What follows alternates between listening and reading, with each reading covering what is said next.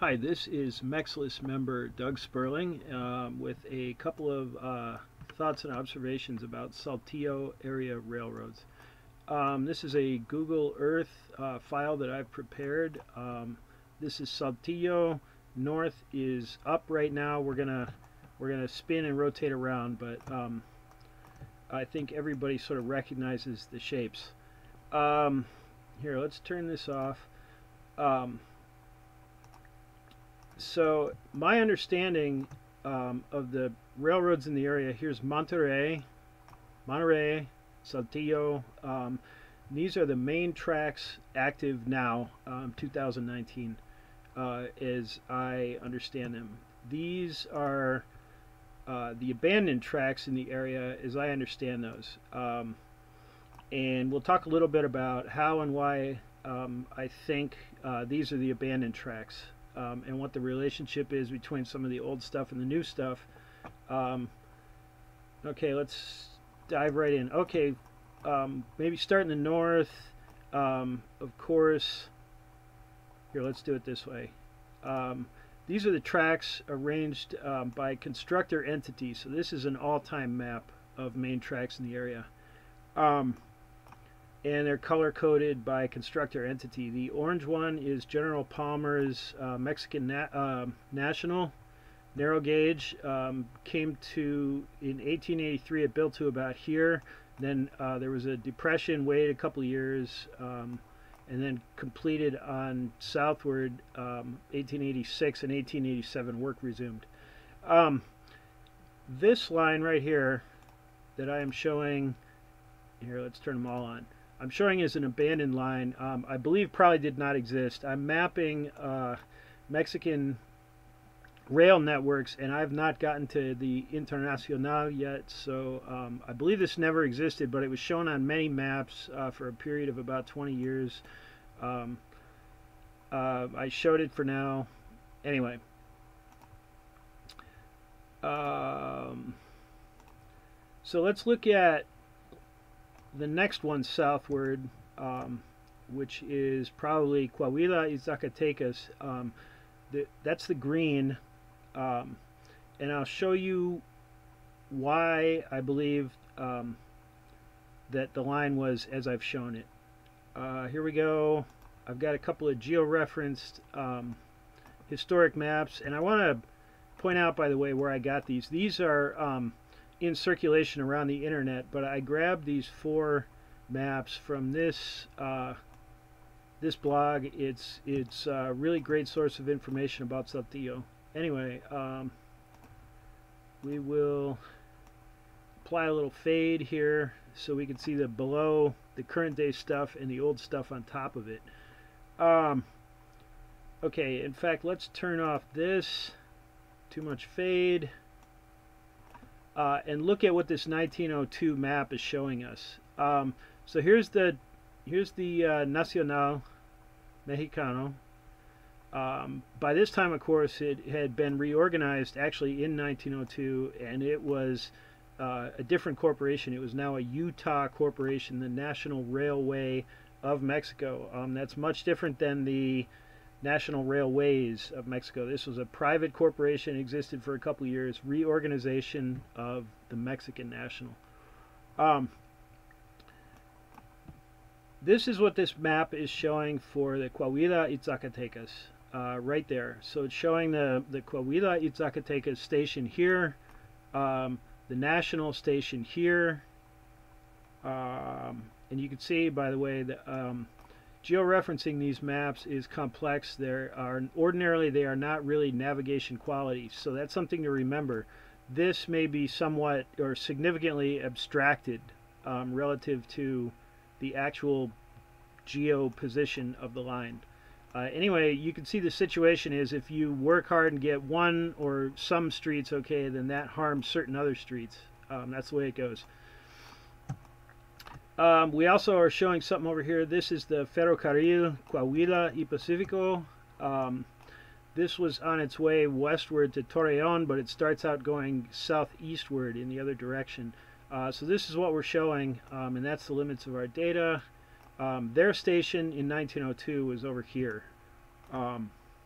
And just to give you a sense of where that is, let's back off the fade.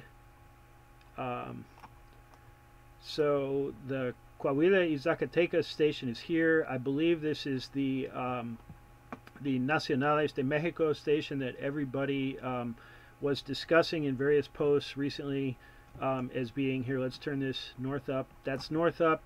So one poster said that he believed that or he remembered that the Coahuila y Zacatecas station was east of the Nacionales de Mexico station. So I believe this is what that poster was talking about, the relationship, but there's a couple of possibilities here. One is that I'm completely wrong and this is not where these stations were, and I would love to hear about that. That's one of the reasons I'm actually making this video, is to get people to tell me where I'm wrong. So back to the map here. The other thing that this map is golden for is that it appears to show the streetcar network in town as of 1902. So that's pretty great. So anyway, that's what that map shows. That's what we can take away from that map. And I've drawn that stuff. I've drawn that stuff this way. There's a Nacional. There's Coahuila y Zacatecas. And I think I memorialized the stations with little place marks, yes. Okay. 1919. 17 years later, a bunch of stuff has changed here. Again, we'll look just at the map. We need a little more brightness out of the map. The Nacional main line is still the same as it was, apparently. The Coahuila y Zacatecas line seems to be somewhat different. Before we had this, and now it's showing a somewhat different arrangement. Again, I don't know how to interpret that. It may be that the other map was just more abstract than this, or it may be that there was an actual change. But they're showing a couple of things. They're showing another line here. It's not identified, and I think you can clearly see there's two parallel main tracks here for a ways. And they're also showing a line here that's not identified, but I'm assuming is Coahuila y Zacatecas. And one possibility for that, the reason Coahuila y Zacatecas was built was this: Ramal a la Fundición, Coahuila y Zacatecas. So this was the Mazapil Copper Corporation. That's a British corporation. This was their smelter in this area, and the purpose of Coahuila y Zacatecas, let's turn it all back on, was to bring stuff from down here to this, and then bring the stuff from this to the network and take it to market. So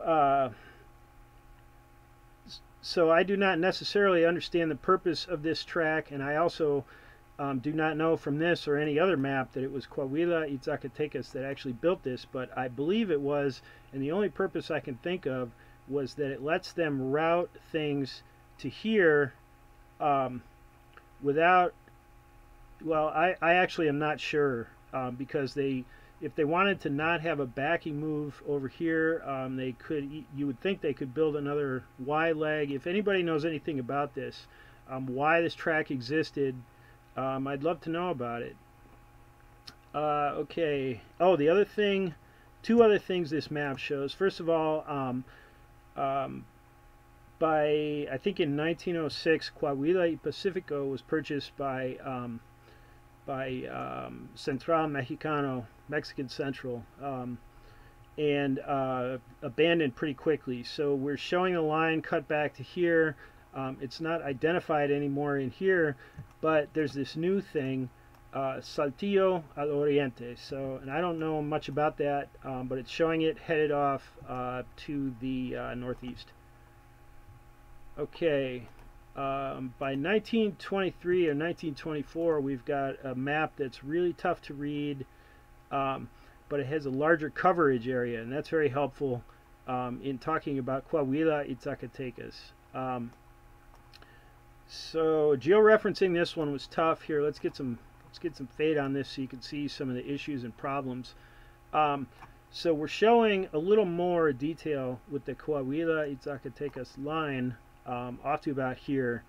And again, this was a situation where if I fix it over here, then I've got problems over here. So this is kind of like a happy medium. Their technology exists to actually warp these images into conformance, but that's a big deal, and I didn't want to use that for this. I interpret that the existing street, let's look at that, relates to this right away, so that's what I drew. That's how I interpreted that. But everybody should understand that I am not telling by any means that the railroad was here. I am suggesting one kind of interpretation of a source, of one source, and that is worth what it's worth. So people can and should critique that. Again, my reading of the situation here and relating this to what I see here, that may or may not be correct. I'm reasonably sure, let's turn my stuff off, I'm reasonably sure in this area that is an engineered right-of-way, abandoned, probably a railroad, almost certainly a railroad. And so that's what I drew. That doesn't mean I'm right. That means that's an assumption based on an interpretation guess. So people should be critical of that and tear it apart. Okay, back to the map. 1923, 1924. This, turn off my stuff again. This gives us much more detail about the line to the foundry. The smelter. What else do we take away from this? Well, this interesting arrangement here was still apparently intact. And we have a little more detail about Saltillo al Oriente. So here we go, just longer tangent. And that is about what we have from this map relating to the historic rail situation in Saltillo. Now, in 1934, there's a couple of things noteworthy here. One is that Saltillo al Oriente appears to be completely gone. Nacionales de Mexico now apparently is running this station. We forgot to talk about that. That is the historic Coahuila y Pacifico station right there. It's quite marvelous. Anyway, they kept that on a stub, and there were apparently still rails as of 1934 going to there. And they used that for, something, suburban service, something. You notice the line here.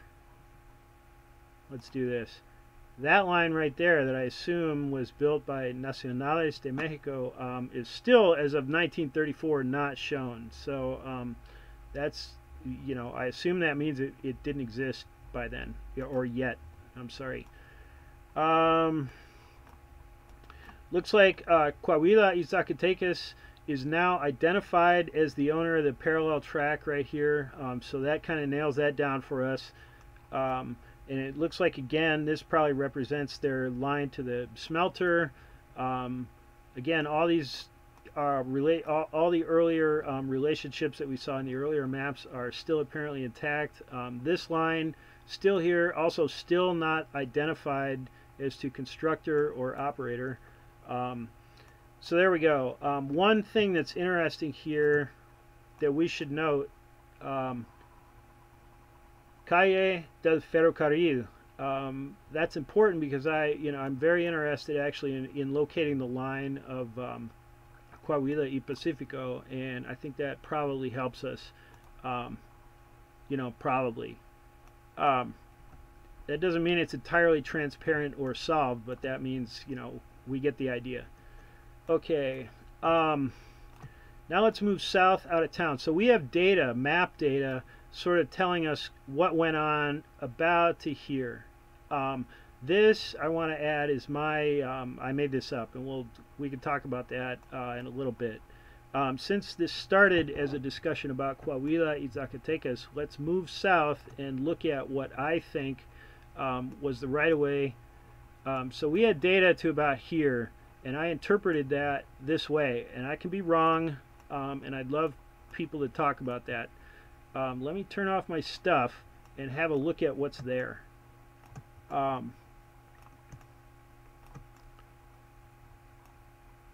So this, by the way, is this is now KCSM, and you can see, well, a bunch of things here. You can see that this is incredibly suspiciously wide. There's plenty of room for a whole other right-of-way here. If you've ever taken the train into Chicago, you could see that probably the Pennsylvania Railroad could have gotten another 3 tracks here. So anyway, this is, I want to point out that this is an interpretation, but I think it's pretty solid. I analyze infrastructure right-of-way issues for a living, and I think that probably this is probably we have located the Coahuila y Zacatecas through this area. Maybe not, but I think probably. Let me turn it off again.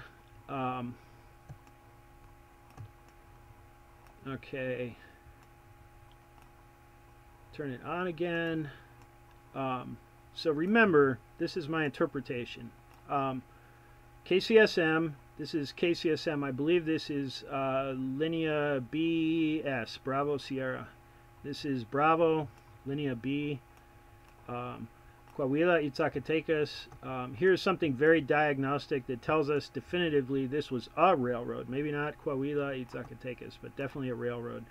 There's an abutment, and the total width on that is 23. That's not the one we want to look at, though. We want to look at this one. 13 feet. So this certainly did not have anything to do with a road, a wheeled vehicle road. This was certainly a railroad of some kind. I think there's more drainage right up here, so I would consider that quite diagnostic. Well, that's drainage, but it's not excellent, not well developed. Okay, and again, let's turn this off so you can see the raw stuff. Now you lose it here where it crosses apparently the new line, and they would have bulldozed this area out, you know, extensively out to about here or so. This erosion here is very problematic. Anything that is not well maintained is going to vanish quick. So I don't know what happened in here. A couple of rainstorms, it's gone. There again is a bridge abutment, and it is 16 feet wide at the top. So again, this is certainly a railroad and certainly not a road. And my take on it is that this is Coahuila y Zacatecas. Whoop! Wow. Sorry about that. Sometimes it flips out. Nope, we already passed this. Okay, we're about here in our tour.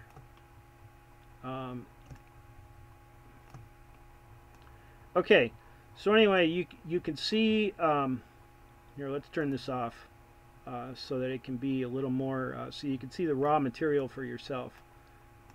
Anyway, that is my interpretation of the situation. There was certainly a railroad here. My interpretation is that it was probably Coahuila y Zacatecas. Doesn't mean, again, that doesn't mean that's right. I'm not saying that. I am suggesting that as a possibility for discussion.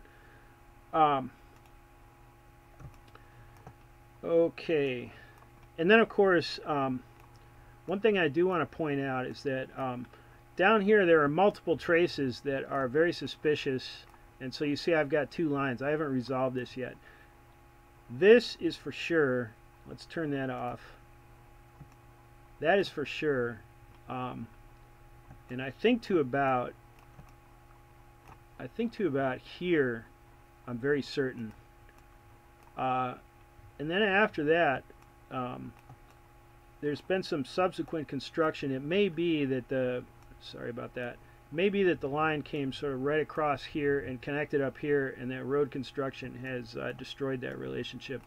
Or it may be that I'm confused about in multiple ways. And people that were there and remember, I would love to hear from you. Eventually, I'm doing this part in the future, mapping this well. So this is just a pile of scrap right now. But it became timely, so we're talking about it. Okay, and by the way, so here's, you can see the relationship quite clearly between the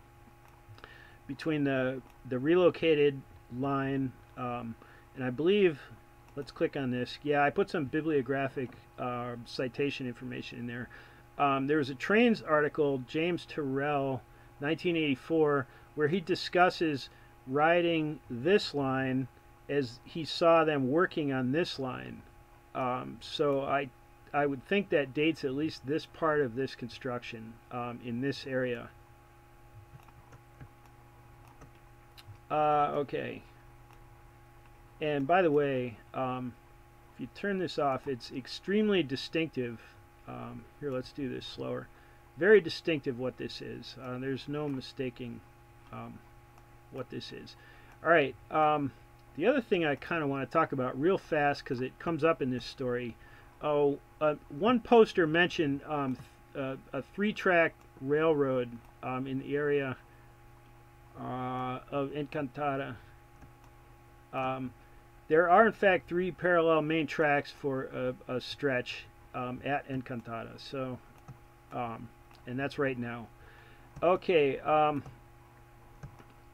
Quick, and then we'll wrap this up. I have one more map. This is Francisco Garma Franco, volume 2, and I think it's page 333. There are 3 pages in that book that talk about Coahuila y Pacifico, and it was built starting here, made it this far, was obviously intended to go further.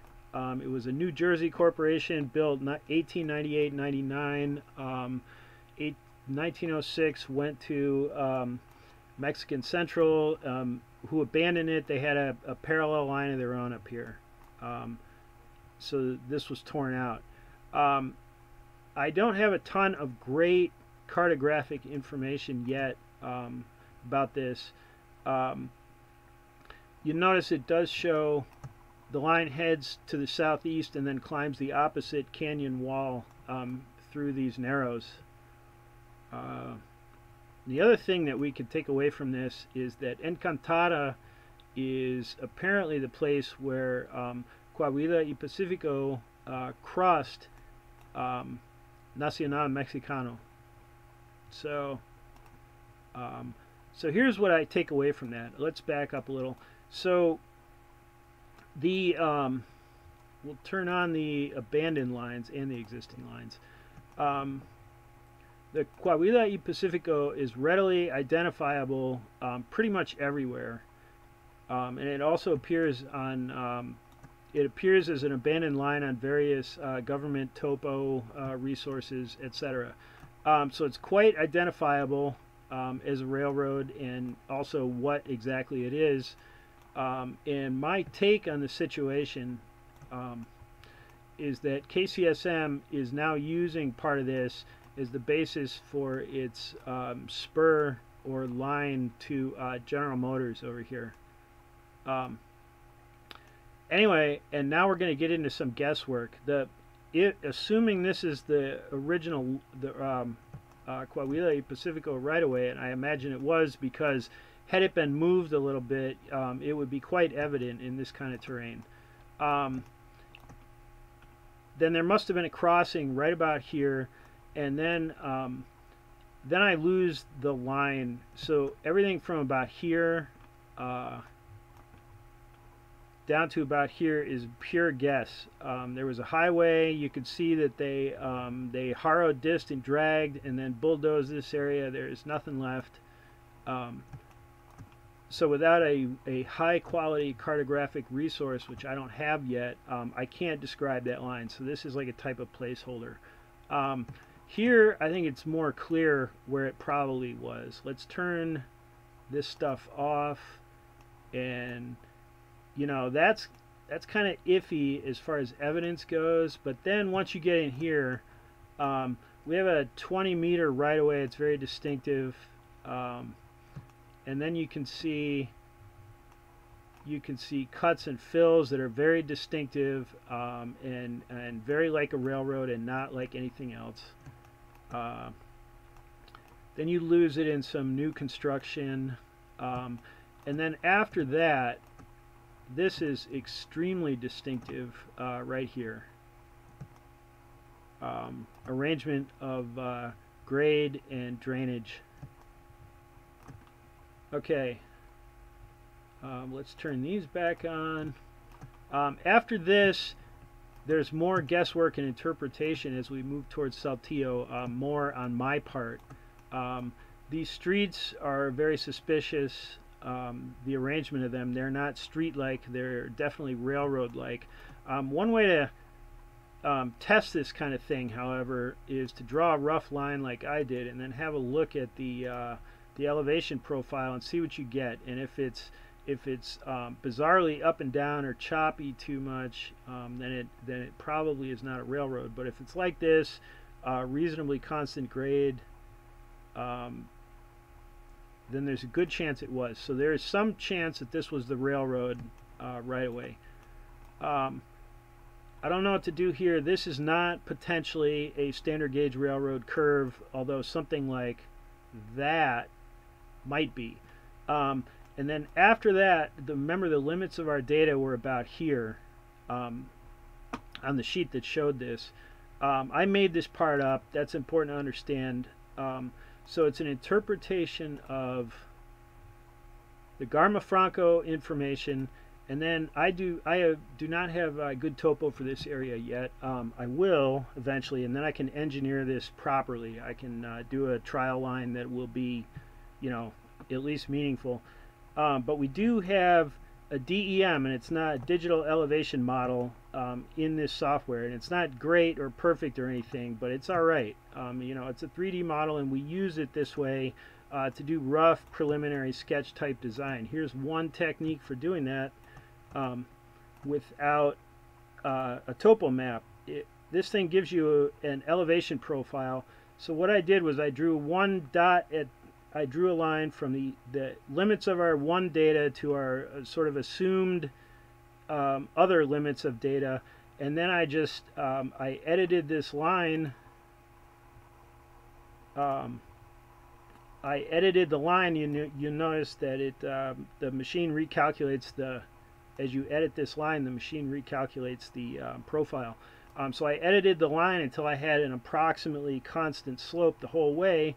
And then I took some measurements, and I saw that this works out to just about 2%, which the literature tells us is the grade that they use to get out of town. So this is one possible, this is a physically possible approximate 2% grade that would connect this sort of known spot from the data to this sort of assumed spot. I'm not saying this is how it was or even similar.